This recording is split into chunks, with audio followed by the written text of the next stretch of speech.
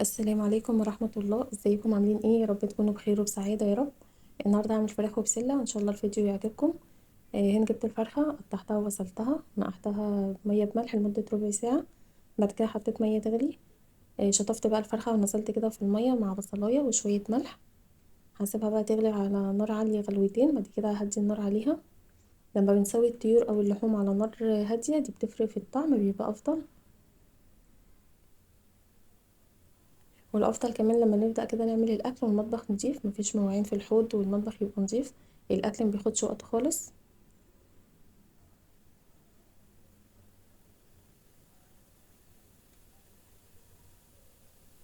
والاكل ده ما شاء الله برضو يبقى سريع، ما بياخدش وقت خالص. يعني نسلق الفرخه، هنعمل بسله وشويه رز، ما بياخدش وقت خالص في العمايل. هنا بقى مقطعه بصلايه كده متوسطه عشان اسبك للبسله. البسله ما شاء الله من احلى نوع الخضار اللي بحبه، البسله بالجزر، وبحب اكتر لها الجزر، يبقى ما شاء الله طعمها حلو.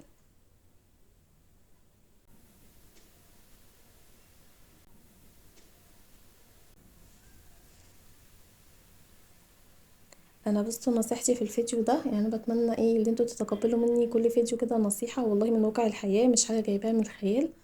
إيه اللي فيه امهات قاسية جدا على اولادها وبتضرب اولادها، فبقولك يعني، بس والله يعني مهما اقول يعني التفكير هو هو.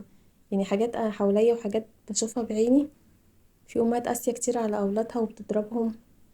إيه هنا البصلة كده خدت لون معايا، وانا حطيت لها زبدة، يعني حابة تحط لها زبدة او سمنة عادي. بعد كده هنزل بالطماطم. نرجع بقى للأم اللي بتضرب عيالها. والله ده من واقع الحياة، أنا مش بقول لكم حاجة كده من الخيال. في أمهات قاسية جدا على أولادها وبتضربهم، فالضرب مش بيعلم الأدب ولا بيعلم حاجة. فيعني ما تعوديش ابنك أو بنتك على الضرب، عشان ده بيتعبهم نفسيا. يعني والله بشوف بعيني وبتكلم، بس ما فيش فايدة، يعني هو التفكير مش بيتغير. فبالله عليكي الضرب مش بيعلم حاجة، يعني بلاش الضرب. يعني هتعودي كمان بنتك ولا ابنك على الضرب، خلاص هيعمل اللي هو عايزه، هيتضرب مش مشكلة، انا خلاص خدت على الضرب. فعكس الاسلوب الكويس يعني فمش عارفة والله اقول لكم ايه، بس انا نفسي اي حد مثلا من اللي حواليا مثلا بشوف، يعني بشوف الحاجات دي حقيقي كده وبتكلم، بس مفيش حد بيغير حد. فنطلب من ربنا بقى، ربنا يصلح الحال يا رب. بعدين محسساني الاطفال مولودين يعني دارسين الدنيا باللي فيها، دول اطفال ولا حول ولا قوة ليهم. المطلوب مننا اللي احنا نعلمهم الغلط والصح بشويش وبالراحة، ونكبرهم. يا حبيبي لو عملنا كده ده حاجة كويسة، لو عملنا كده ده ربنا هيزعل مننا، يعني يوم يخافوا كمان من ربنا بالتدريج كده واحدة واحدة. مش تطلعيهم على الضرب والعنف، هيطلعوا نفسيا مش كويسة.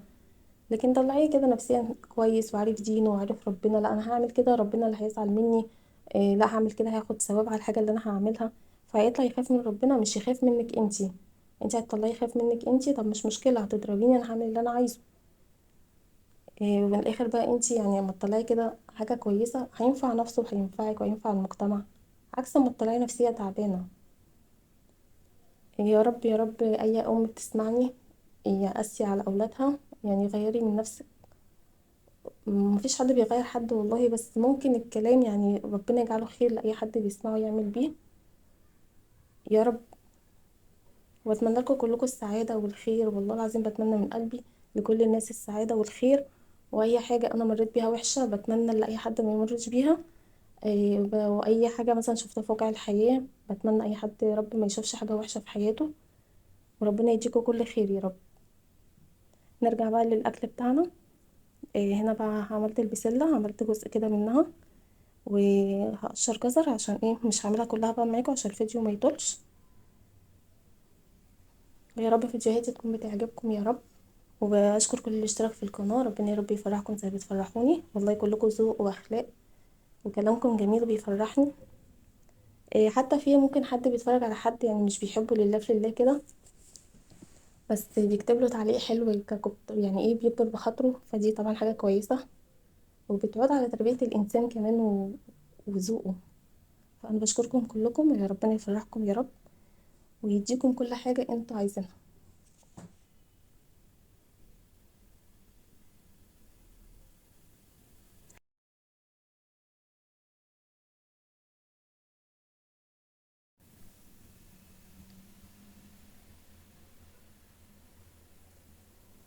الاكل بقى ما خدش معايا وقت خالص عشان عملت بس الفرخه والبسله، وكان عندي كمان رز في التلاجة، الرز معمر اللي هو بيتعمل بسمنه ولبن، بيتعمل في الفرن ما شاء الله بيبقى طعمه حلو قوي.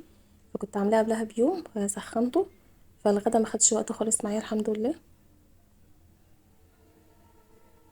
والبسله بقى بكتر لها الجزر عشان بحب الجزر فيها كتير.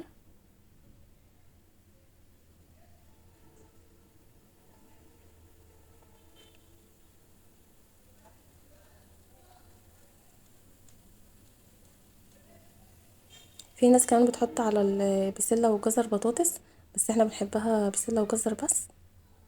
والتسبيكه دي الطماطم كنت حاطه عليها ملح وفلفل اسمر، عشان نسيت اقول لكم وانا بتكلم. هنا بقى نزلت كده البسله، هزودها بقى شوربه واسيبها بقى تستوي، ما شاء الله ما بتاخدش وقت خالص.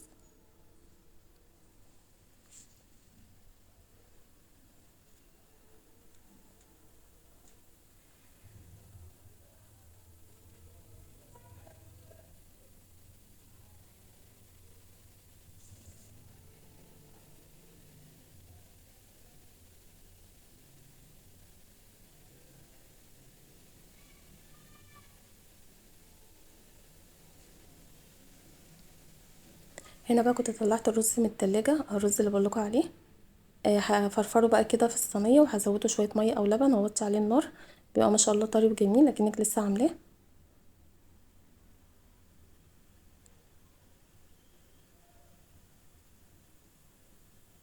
وطيت بقى الرز يسخن، قبل ما يسخن تكون البسله استوت، وما شاء الله الاكل ما خدش وقت. ويا رب الفيديو يعجبكم، والسلام عليكم ورحمه الله.